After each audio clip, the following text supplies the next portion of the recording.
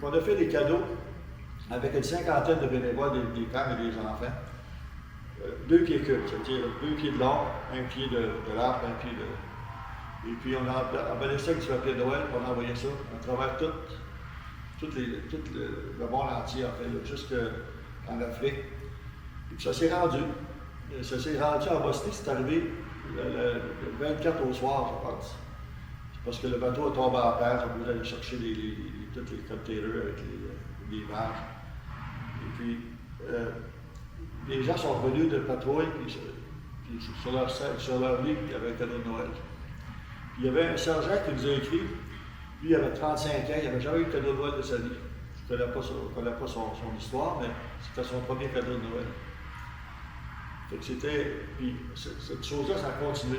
On a fait ça en 1993, et puis ça se fait encore aujourd'hui.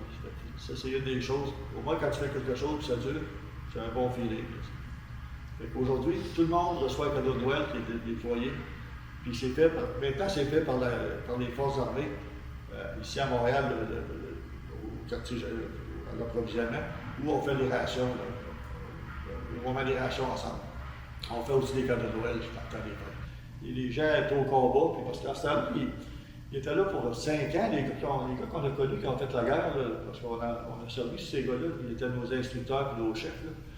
Et eux, quand ils ont commencé la guerre, là, mais c'était pas pour 6 mois, là, la mission, c'était quand ça va finir, puis ça a fini 5 ans plus tard. Là, ça fait qu'ils ont marché longtemps, là, ils ont marché toute l'Europe en fait. Là.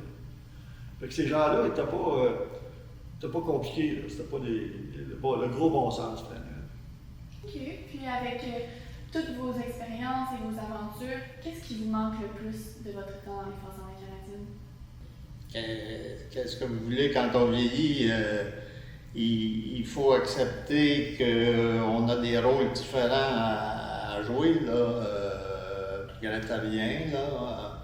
Il n'y a pas de doute que j'aimerais encore être dans la forme du tonnerre que j'étais avec les paras à sauter en bas des avions, même si faire du parachutisme militaire, c'est très très différent du parachutisme sportif.